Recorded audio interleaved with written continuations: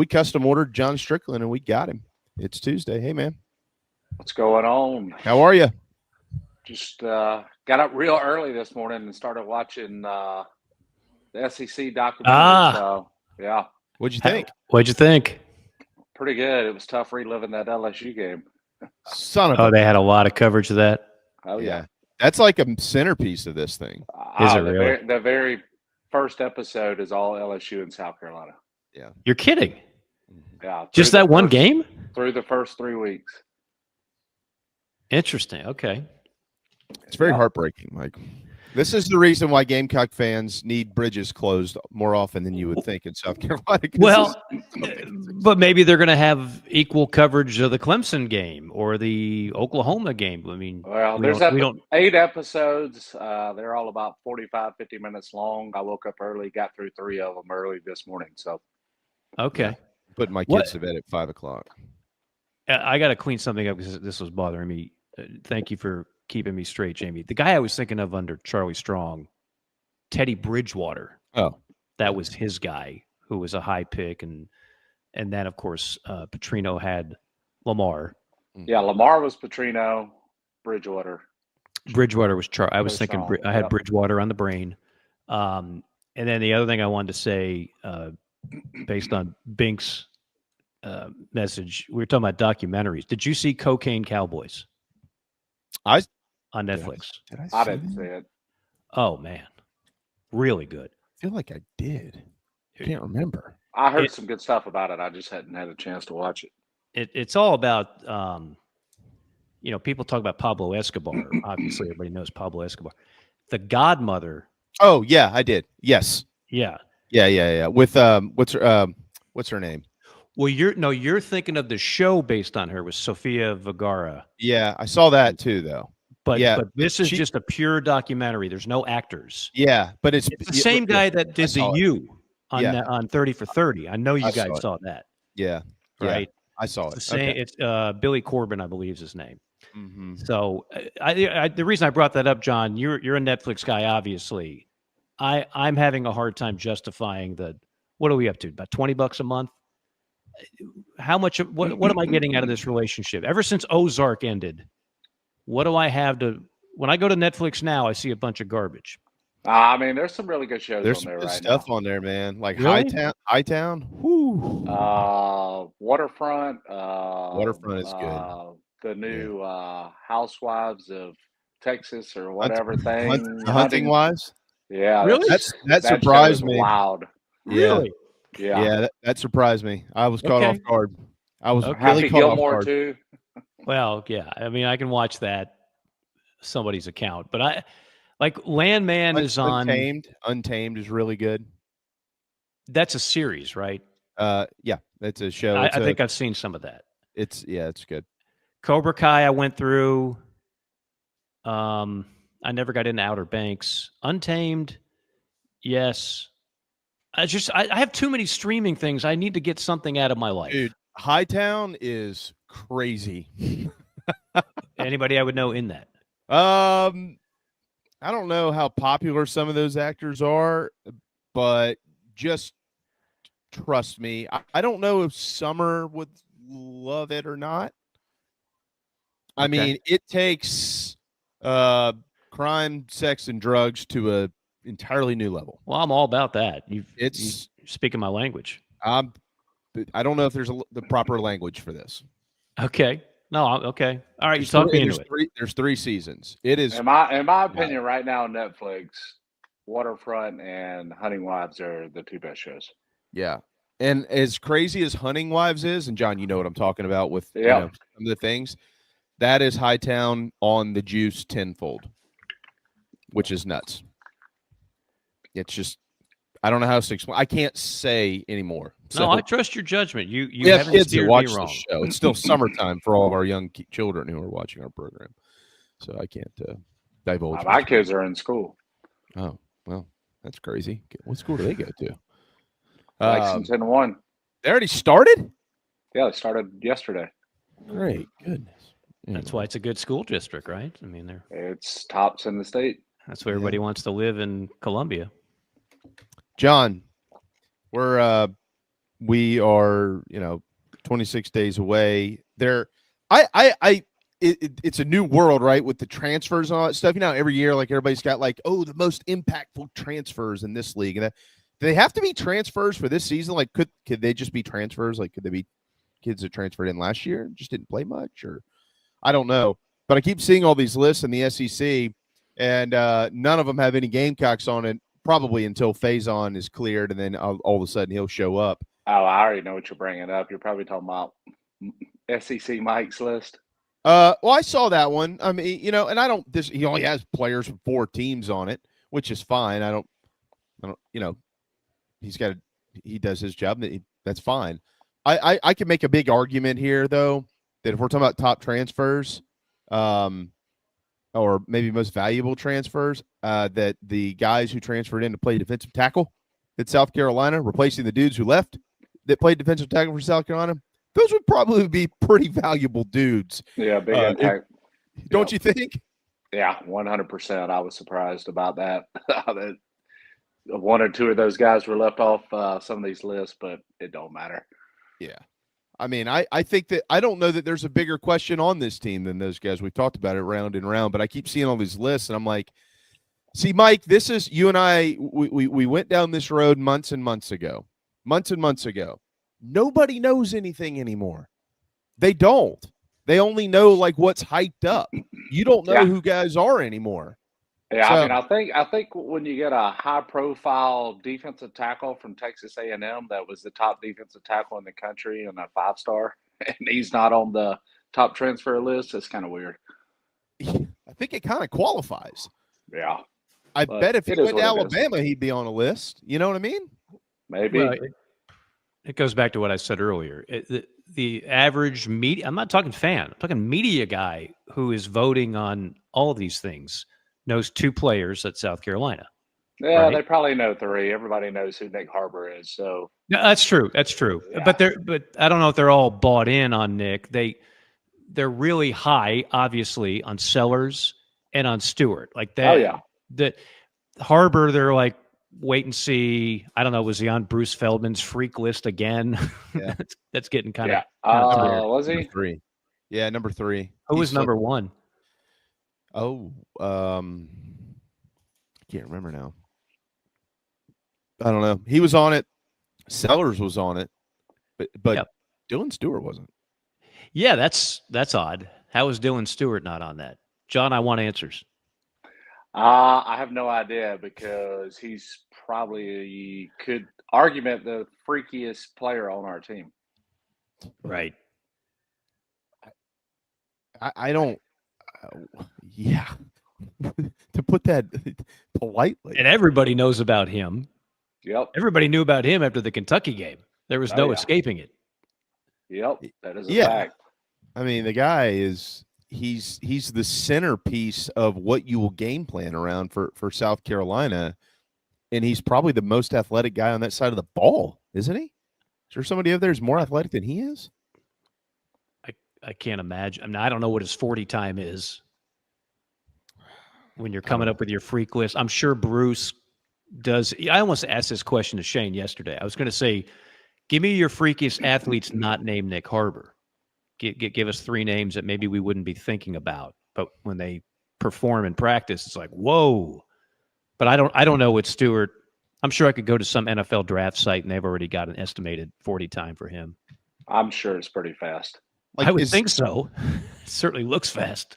While we're talking about hyping players, like you got – so at Carolina, those guys are on different sides of the ball, right? Sellers and Stewart. Is there a better dually hyped combo of offensive, defensive, an offensive player and a defensive player in the league than those 2? This year, no, there's not. What about Texas? No. Is it Derek Simmons? Nope. I mean, you go look at all the list and the preseason talk, and pretty much everybody has said that, it's crazy that South Carolina has potentially the best offensive player and defensive player on their team. There was a time at LSU and Perkins was considered this. Remember his freshman year? It was like, oh my goodness. And then they changed his position. I'll never understand that. Then he got hurt. Now he's coming back. Some people still think he's going to be that guy that he was as a freshman. If he was, then he'd be right there with Nussmeier as kind of a package, but we don't know. Who is the standout at LSU now on the defensive side of the ball? Like, they've got to be better on that side in order for them to be. They crushed it in the portal. I know that. Yeah. You know, I don't know if there's one guy that's clearly ahead of the other guys, but Perkins is still kind of the face of that defense in a lot of ways. God, he's still there. He's still there because he had the injury. If he didn't have the injury, he'd already be off to the NFL. So if he's 100% and they've got him in the right position, I mean, I don't know why they just don't let him pin his ears back and go after the quarterback. It would seem to work pretty well as a freshman. But then they got cute and they had him in coverage and playing outside linebacker, and didn't make sense to me then. Have we ever had a guy like that, guys? John, have we ever had a guy that we maybe moved him on the defensive side of the football to a position that we should have just left him where he was? Is there any names that come to mind that? No, not that I can think of. I don't know that there's one I can think of of either. I mean, there's guys who we like. I don't love what they did with the carry on Joyner. When I say they, over the years, I mean, he's just kind of moved all over. Like, I look back at Joyner. Yeah. They kind of fooled around with different ideas with him. Who? Savell Newton.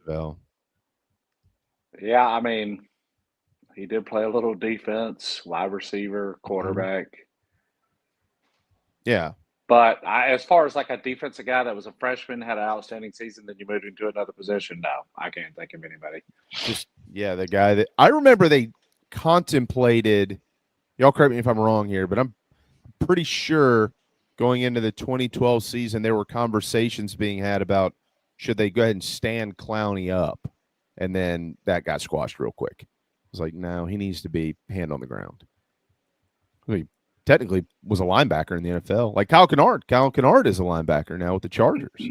Well, a lot of defensives do that. I mean, even when Clowny was with the Texans, they would drop him back in coverage as well. Yeah. But I never felt like that was – I mean, you watched a ton of Texas football when he was there. John, you probably watched every game, I would imagine, right? I was at a few of them. I don't know that was best for Jadeveon Clowney in the NFL. Well, he made a couple Pro Bowls doing it. He should have made like 6. Yeah. Well, injuries got him at an early stage in his NFL career that kind of prevented that from happening. Yeah, it's a good point. All right, a couple of things here with you as it pertains to the actual offensive line. We were talking about Auburn earlier. I don't even know how that conversation came up, and I asked Mike. He was, I know how it was. We were talking about the players you were talking about the wide receivers at Auburn, Mike. Mm-hmm. I said, well, how good's the offensive line? And let's ask Cole Kubelik, who might know about Auburn's offensive line. And Mike mentioned that he thinks they have the best offensive line in the league, right? Isn't that what Cole said? That's what I have Cole Kubelik saying, yeah. As one of the best offensive lines in the league. Okay. As it pertains to South Carolina, it's the same question over here. You've got an all-star quarterback. You got a bunch of very good tailbacks. We've got a bunch of unknowns at wide receiver, but the talent is there, and it comes back every year, John, because you've been there, to that group of guys, right? So when you return your 2 tackles, how do you summarize what we should expect here with this group? Well, you got a guy who's played a lot of football at center in Boaz, but you got to see how his game translates from the G5 up to the Power 4, So that remains to be seen. But, I mean, he was a really good player for Troy. So I think he can be a great help to this team? 100%. I guess really I want to see where they're sitting at in 2 weeks and who's penciled in at those guard spots. Because I think that'll really give you more of an idea on what this offensive line is. Those 2 positions at the guard are just wide open. I mean, none of us have a clue. So? Yeah, I think so. I think there's 3 or 4 guys that those 2 spots are wide open. How concerning is that to you? I don't think it's concerning at all. I mean, good competition breeds better players. We know we got guys who've started at these guard spots. Um, you know, Trevon Marquis and Petrie.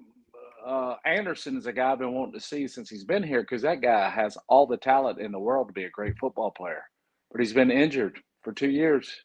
Mhm. So, is he healthy? Can he make that transition to step up and take one of those starting spots? You know what you got in Ball. You know what you got in Tree.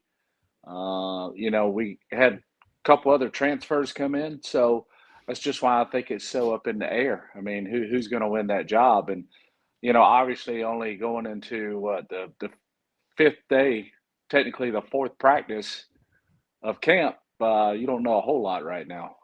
You won't know all that for at least another week, week and a half.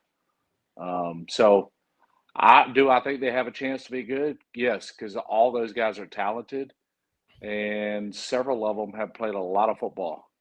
Then you have one or two that haven't played much, like Anderson. He's been on that injury train, and but from everything I hear, he's healthy and ready to rock and roll. So we'll just see what happens with it, but I think they have a chance to be a solid offensive line. That's for sure. Because seems like Boaz has solidified that center position, which is really your most important position to get all your guys on the same page. And then I think our tackles are really, really good. And I think Josiah Thompson, is just going to continue to get better. And he has all the upside potential in the world. Well, let me ask you this. Um, I'd say a pretty good source has mentioned to me that and we talked about this the other day, Shed Surratt has entered the chat. I didn't mean to rhyme, by the way, but that was not too bad. Very nice. The true freshman from Gaffney. And you mentioned the competition there. I were you before I go any further, were you under the impression that coming into camp that Trevon and Big Tree probably had a leg up on the guard positions? Is it fair to say that? Yeah, I mean, they just have the most experience.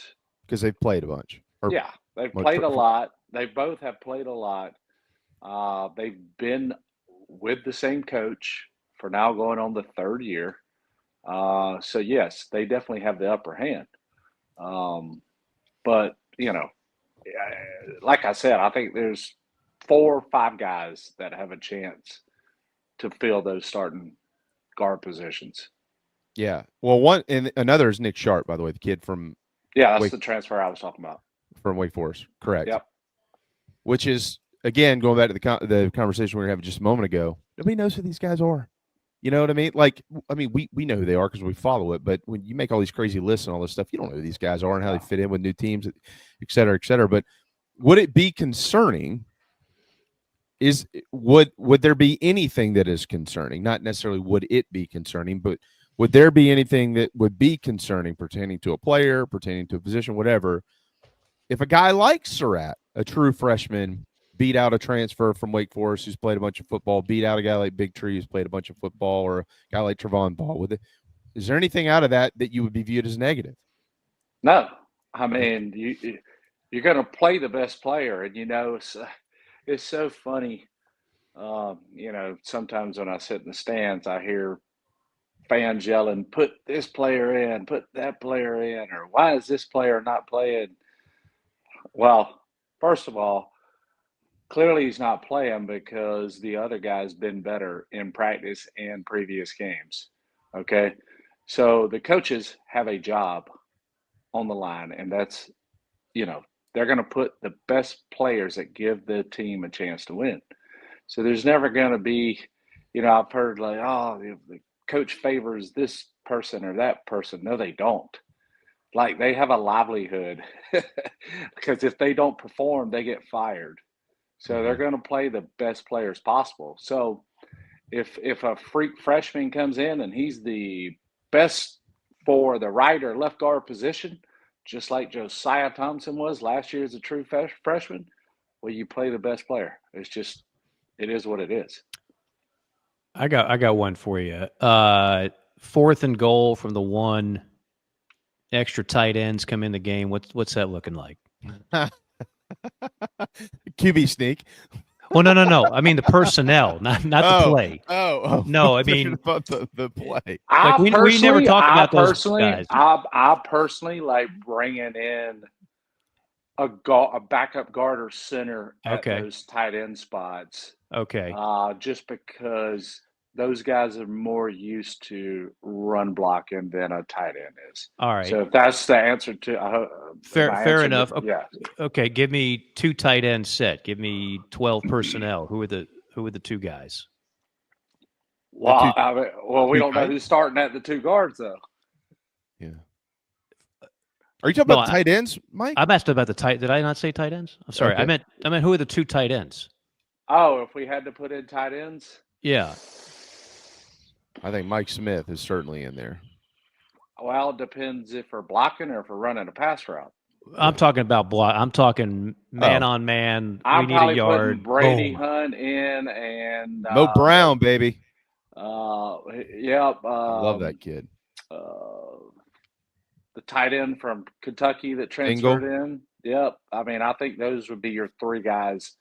You know, the beef. Yep. But Dingle has a lot of playing experience, so I don't know. That's a tough call. I mean, Brady Hunt was a good blocker. Mike, I think so. If you're running a play like that, let me tell you what you do. You bring your O lineman in.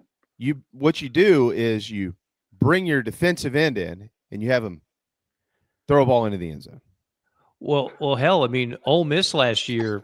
Part of the reason they lost 3 it works games, every time. They had the Pegues kid. That was their short yardage running back. Yeah. They didn't have a real short yardage, and it killed them in games. I don't love that. I don't either. It's not just putting the biggest guy in there. That doesn't always work. I just think you find Jordan Birch, just have him fling one into the corner of the end zone, see what happens. That's to this day one of the dumbest things I've seen in the history of football. A lot of acid reflux you just caused with that memory. Oh, yeah. Still, I mean, you know what I mean? Like, there's things you just remember where you're like, I don't think I saw that correctly. Let's go watch the tape. Yeah. Yep. Sure enough, that was the call. All right. Let me correct one thing I just said. Auburn is the 3rd best on Cole's list. Georgia number 1, which I'm surprised because they lost Ratledge and they were a disappointment last year. A&M 2, Auburn 3. He's very high on Auburn. Bama 4 and Florida 5. So take that for what it's worth. That's from Kublik. I mean, I can see the A&M. I can see the A&M. Georgia, that one's iffy, but you know, Cole's around all these programs way more than any of us are. So, yeah, but I still value you're in. You know a thing or two about Georgia. I do. I thought last year their offensive line would be a lot better. Everybody did, yeah, but it wasn't as good as what everybody thought it would be. Now, I will say this: do I know who Georgia's got on their offensive line right now? I don't have a clue. So I couldn't really give you a honest opinion on it. I think one of their starters is the kid from Oceanside in Mount Pleasant. His name has escaped me now, but he chose the Dogs over South Carolina. A lot of people are upset because they lost an in-state recruit, but he wasn't really an in-state recruit. He just moved here and played a couple of years, right? And decided to go to Athens. I got another question for you. So they mentioned it was mentioned late last week, and I know we talked to Shane yesterday, but we didn't really get into this with him, that Josiah Thompson officially is up over 300 pounds. Now, he's been listed at 300 pounds since he got to school, John. Yeah, but you know what? You go through camp, and I know what you're already going to say because I heard it. I heard y'all talking about it. I'll tell you, when you come out of high school, you're a thin, lean kid. You know, it's a lot of the times they try and break you down and then build you back up with muscle. All right. And there was a few guys I played with that had trouble keeping weight on. But you get them in a routine and they start building up. So, yeah, I bet last year, just looking at him and being around him in person, he was probably 285. Yeah. If I had to guess. Agreed. Jonathan Alston, he came in at 225 and left at almost 315. Yep, I remember that. He came And look Yeah. like he comes straight out of a muscle magazine too. Huh. Yeah. Yeah. So Brought a goose creek. Yep. And thing you got to be careful with in these preseason. Well, they don't have two-a-days anymore, so it ain't that big a deal. But you would lose 10, 12 pounds in a practice, and imagine doing 2 practices a day. Right. Water Okay. weight.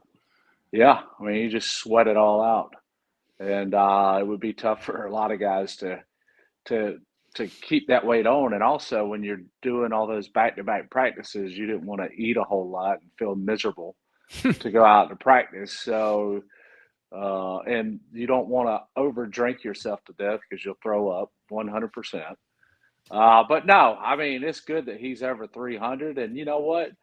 He'll probably stay around that 300 mark this season. And then when he comes back for his junior year, he may be sitting at about 315, 320, and I mean, the dude will look like a statue. Mm-hmm. Yeah. But yeah, you got to have some weight on you to play in this league. I mean, you're playing against the best of the best, some big boys that are very athletic in this league, and you got to have some weight behind you because, I mean, like a Dylan Stewart. What is he about? He's up to about 260. I've heard 255, 260. Correct. So a guy coming that fast off the edge, you're gonna have to have a little leverage on you, so you just don't get slung back into the backfield.